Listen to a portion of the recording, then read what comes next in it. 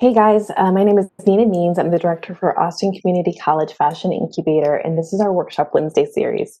If you've been following along with us, we've been doing this series over a few different topics. Earlier this summer, we started in technical design, and so we took you through the various stages of a tech pack, and now we're talking about product development. But one of the things that I wanted to do today is to give you a window into some of the technology that we have here at the Fashion Incubator. So one of our programs through Gerber Technology is called Unique PLM. And this is a service that we have that's for product lifecycle management software. And what it does is it helps you track the life cycle of your product from concept to sale and back again. And so this is a really great way for you to capture all of your data regarding what went into the style, how much it sold for, the samples, the various iterations and versions that you had. It's a wonderful place for all of your collaborators and contractors to actually communicate in one central location. So what I'm going to do is I'm going to show you where we are with the product development process as we've been going through it. But I'm going to also talk to you about the PLM system, Unique PLM, offered by Gerber Technology, in order for you to get a chance to see how that works in with what we do in our business. So, just to give you a little bit of an overview, when I've worked with product lifecycle management programs, just like the Unique PLM system, I worked for, very large enterprise kinds of companies, Fortune 500 companies that, have built global businesses using product lifecycle management. Now, if you're an emerging designer, you may say, do I really need all of that in order to create my brand? And I would say, yes, absolutely, because you may not always be this small. And it actually helps you get all of your communication right with the factory the first time. So there's a lot less error and a lot more opportunity for you to be able to work side by side with your team, whether they're actually true employees of your company or not. You can do this with contractors, you can do it with vendors and a variety of other people that really help to keep your business moving at a prime rate. One of the things that I love the most about working with product lifecycle management software is that it actually accelerates our speed to market. So that just means that it helps us to be able to bring our product to the customer at a much faster rate, much more accurately. And so this is something that really, regardless of the size of your company, regardless of the size of your business, we can all benefit from something like this. So what I'm going to do is I'm going to show you a bit more about that as we talk about this week's topic for product development. So I'm going to share my screen here. And we are going to take a quick look at there we are. I'm going to open this up just a little bit larger so you can see it. All right. So here we are talking about the product development lifecycle, and we had talked through concept, design, the sketch review meeting, what happens for the tech pass and that development tech pack for your first describing all the details that go into making your sample, the first prototype, and then that cross-functional proto review meeting. I also went over some details for you about what happens in the prototype evaluation. So kind of, if you hold on to the sample, do you drop it? Do you approve the sample? Does it go to production? We went into a lot of those different kinds of components. So what we're going to do today is we're going to talk a little bit about sourcing and costing. So, and I'm really going to focus more on sourcing for this particular talk. We'll come back to costing next time because that's a whole topic and something that I don't want to rush through. But the sourcing, I think we can get through relatively reasonably in about a 30-minute time window. So, so what I want to share with you about this is our sourcing is really for all components to make the product. So anything from materials to our trim, to our labor, to all the things that help us make the garment a reality. You see this really beautiful yellow coat here, this jacket. Everything that it actually takes to do it, the thread, the labels, the trim, the hang tags, all of that, all of the sourcing, even the packaging, what is it going to come in? How is it going to get shipped? Is it getting shipped to a store? Or is it getting shipped to your customer? Are they expecting like a branded box? Is there a logo tape? Or is there a ribbon? What's happening when it shows up at your at your customer's destination, whether it's a business or, your end user consumer.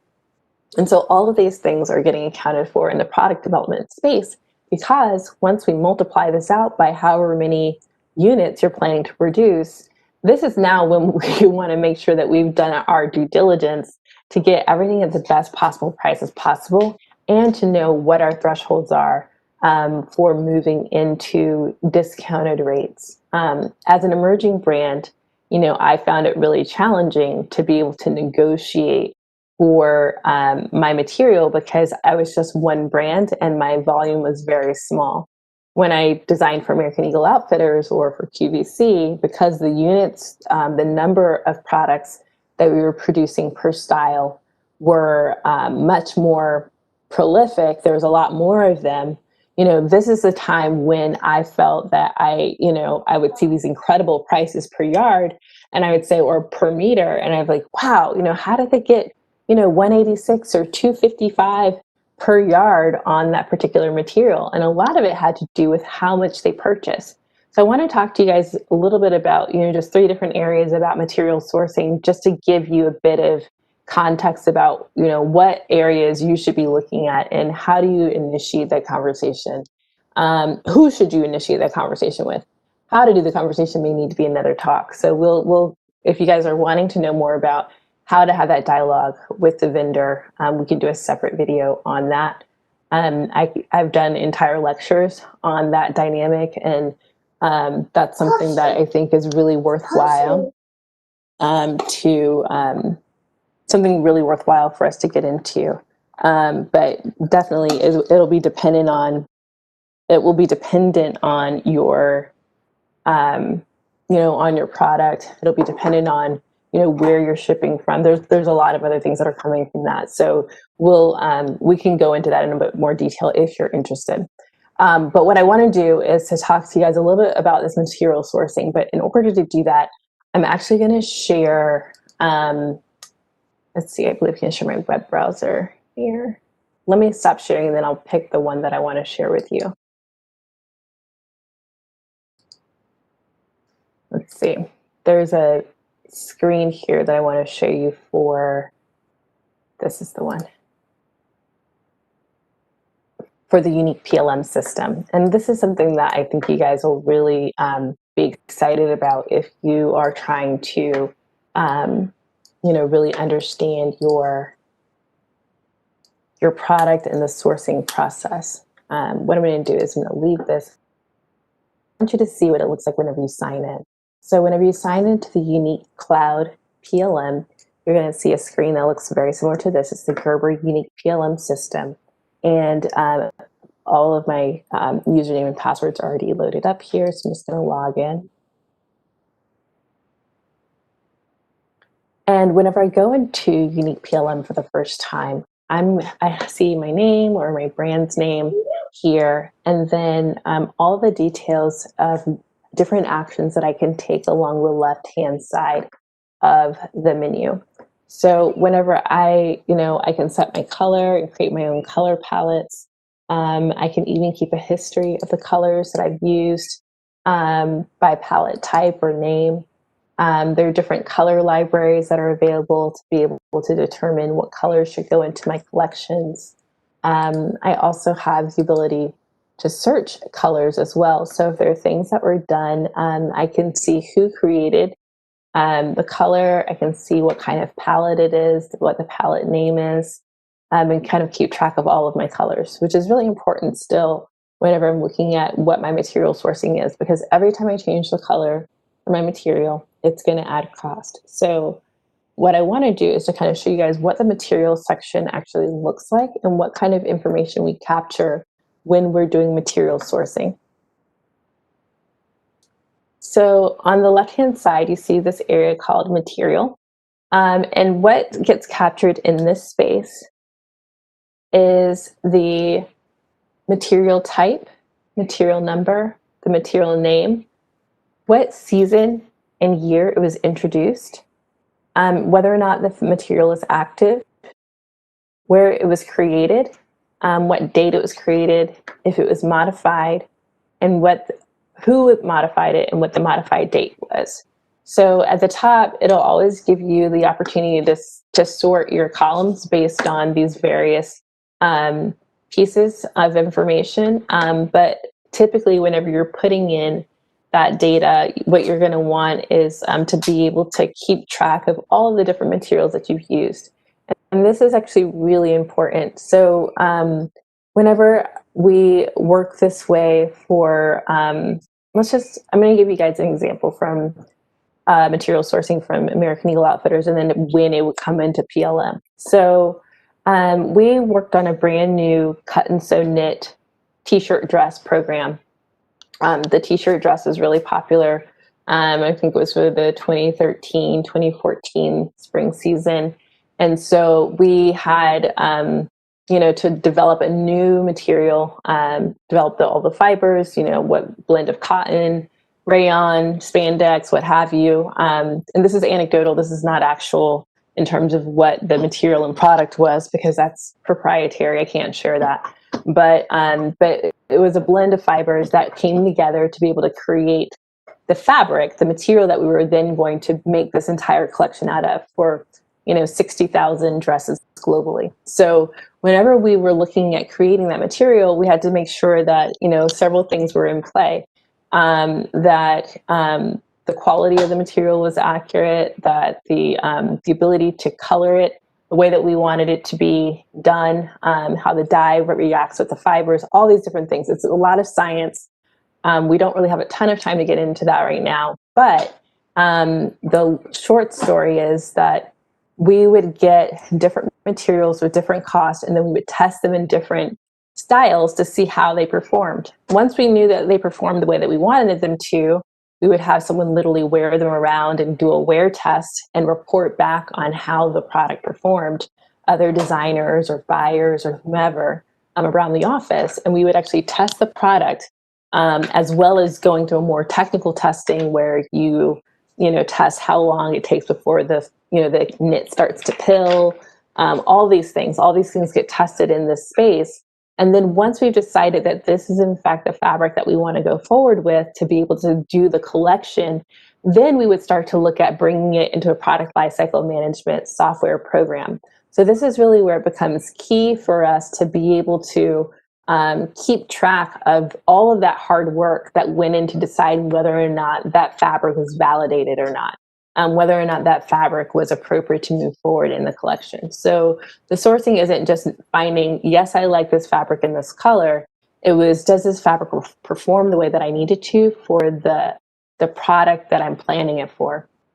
And can I get more of it? Can I plan into more of it? And so knowing what it is, how it's used, when it was introduced, whether or not it's still active and available, all of these things are key because this is going to determine whether or not you can grow that particular product or not. If so, in layman's terms, if I purchase fabric from a place where I can't reorder it and that fabric is no longer available after I've done,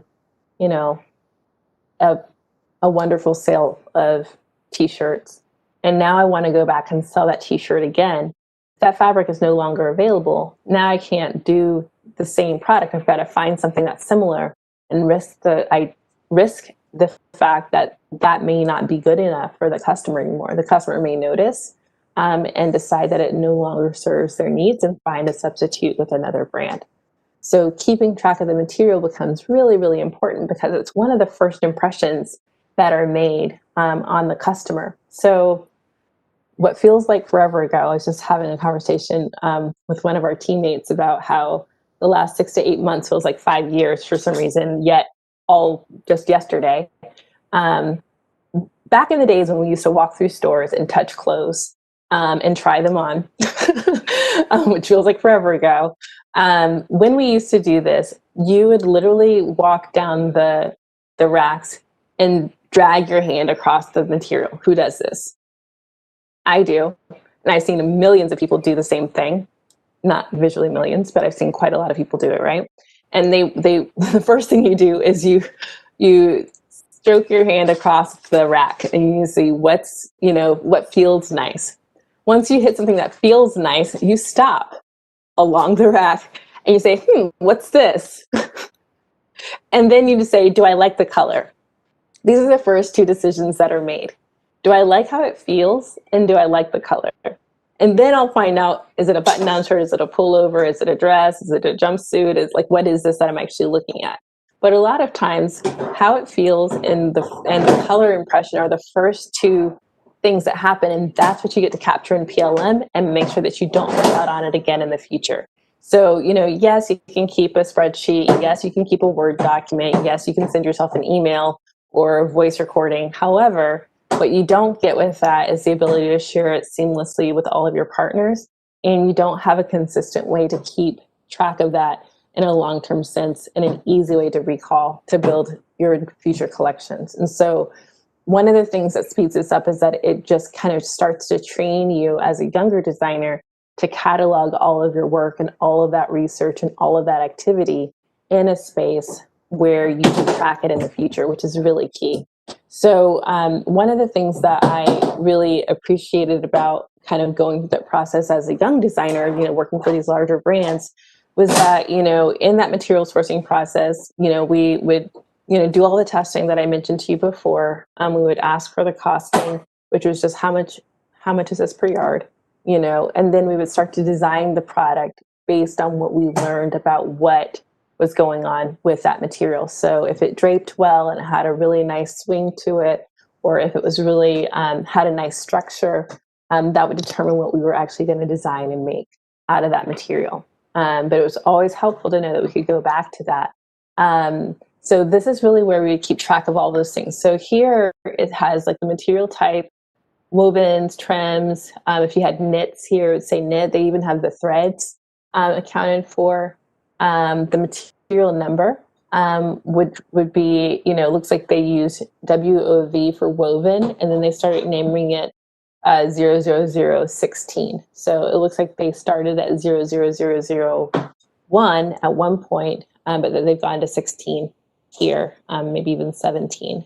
But they've got a material name, so they have a general idea of what it is that they're talking about, and then when that was introduced. I've seen it where even the material name gets a codified, way to call it, and so that the description matches the material name. And there's also ways to attach images to these so that you're not having to remember exactly.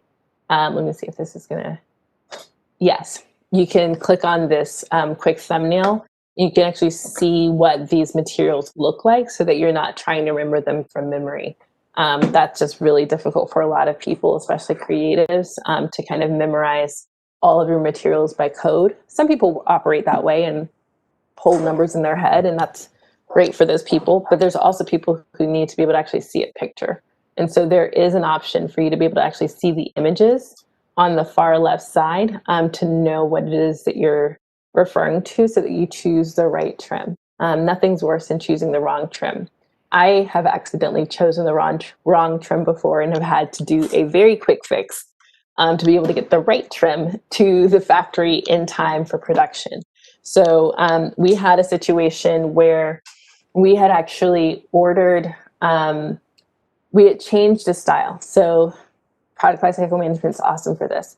We changed the style in the computer. And it's based on some comments we've gotten from the buyer, some comments we've gotten from the production manager, and similar to that conversation I told you guys about before. And we made updates based on those conversations. So it was like first prototype review. This is kind of how the sauce is made, guys. So like that first prototype review meeting that I told you guys about, then those different cross-functional partners had some feedback about the sample and said, we could sell it better if it had these updates. So the design team has to go back and make those updates to the sample. Now, we updated all the materials except for one, and it was a button kind of like this guy. Let me see if I can actually, I'm not sure if I can show it to you here, but you can see it here. It's like a shank button, and it was the wrong size based on the update for the sample. And so we had to hurry up and order the right trim to be able to get it to the factory in time to not miss our window to produce the product. So, all of these things go into making sure that the product gets executed correctly, but it's really about making sure that they're all properly cataloged in the system so they can be updated quickly and effectively and then moved out to your partners. The best thing about this is that, we were able to make a change in New York immediately, and 12 hours ahead of us in China, our partners were able to see that change and make a quick fix in the very same moment. And so the moment we made those changes in a system like this is now my global communication tool to be able to do a variety of things in business. So we're going to be introducing the opportunity to work this way with a lot of our brands that are doing our ATX Egypt program, as well as some of our other programs as well, because this is really helping brands to be more clear in their communication, but also to pivot quickly if errors or mistakes are made. Sometimes whenever you're working overseas and you're waiting on email to transfer, you're doing WeTransfer, if you're familiar with like that large file sharing system, or you're actually shipping goods back and forth, that takes so much time out of your life cycle, out of your product development and production timelines. And so working this way really has, I think we rolled out a new system at QVC about, I would say almost 6 years ago now, not even, maybe 5 years ago now.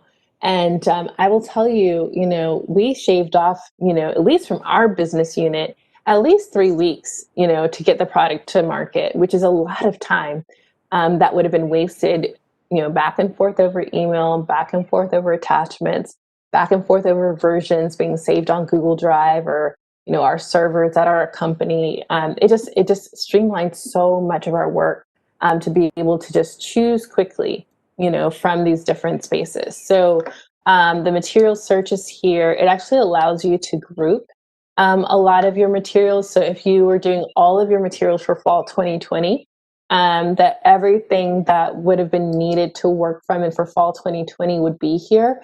And you could just reference your fall 2020 trim and materials. You don't have to look at the entire, you don't have to look at the entire list of materials that you have. It's just now you can actually look at it kind of in a hyper-focused way where you're not having to sift through so much information.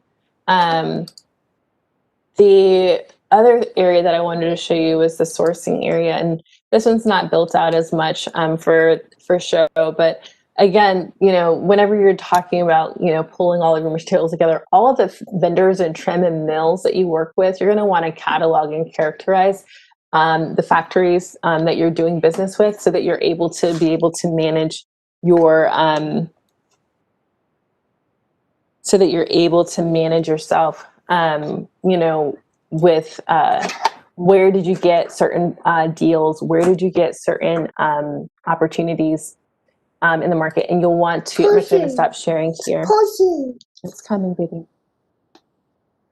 This one? Here it is.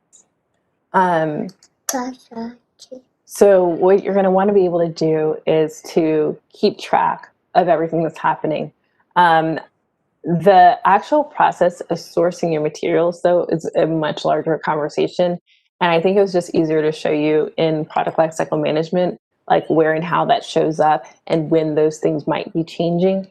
But I do think that it would be worthwhile for us to do a completely different set of like, how do you find your materials? Who do you find your materials from? And then to be able to provide a bit more detail on that, because what this is doing is just giving you a general overview of, hey, this is what's happening simultaneously. As you're creating your product, as you're developing your product, you should be testing it. You should be making sure that it's appropriate for your outcomes.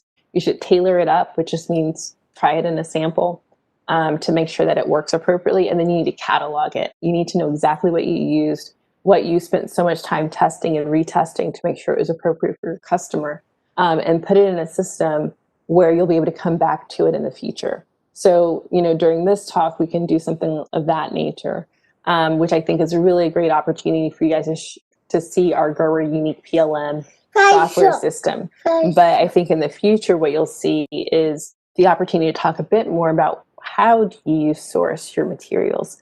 Where do you source your materials from? That kind of thing. So, unfortunately, because our time is so short during this time, if you guys are interested in getting a bit more detail on the how-tos and where-tos of material sourcing, drop us a note in the chat. We do check all of our comments that you send to us on our YouTube channel. Or if you want to send us an email at fashion.incubator@austincc.edu, we would love to talk to you about how to source your material, how to source your labor.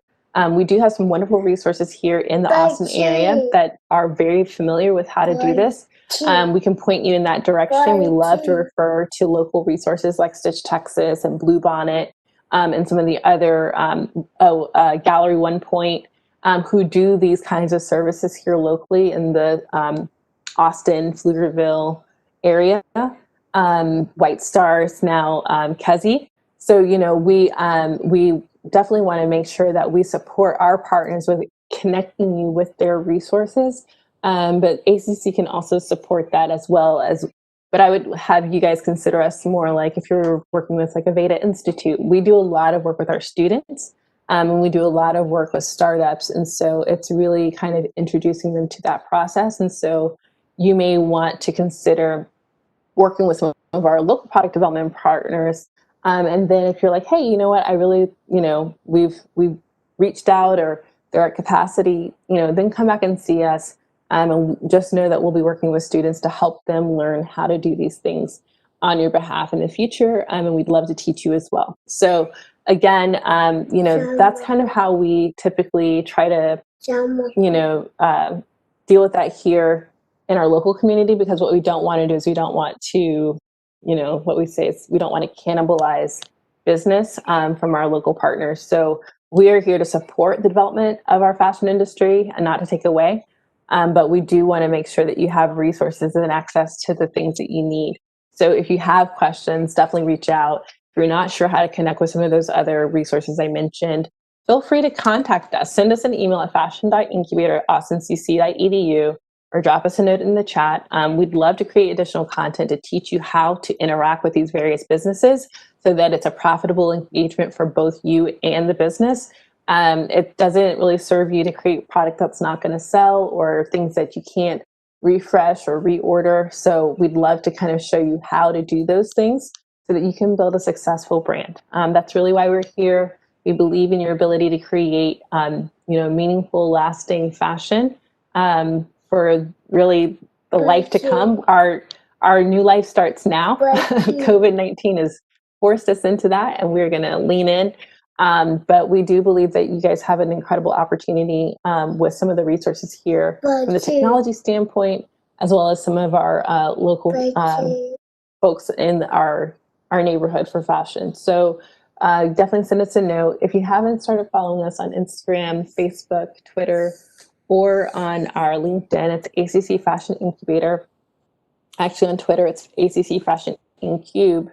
It's a bit shorter just because of the character limitations, but ACC Fashion Incubator on all other handles. And then you can actually subscribe to the YouTube channel if you haven't already. So we're here. It's about 10:30 again. I can't believe the time flies by so quickly. We try to cram in as much as we possibly can. Let us know how the content is for you. If you feel like, hey, I need you to wind that back. I need you to slow that down. We'd love to know that as well. We want to make sure that you're gaining as much information as you possibly can from these times. So again, my name is Nina Means. I'm the director for Austin Community College Fashion Incubator, and this has been Workshop Wednesday. Take care. Sorry, Malcolm.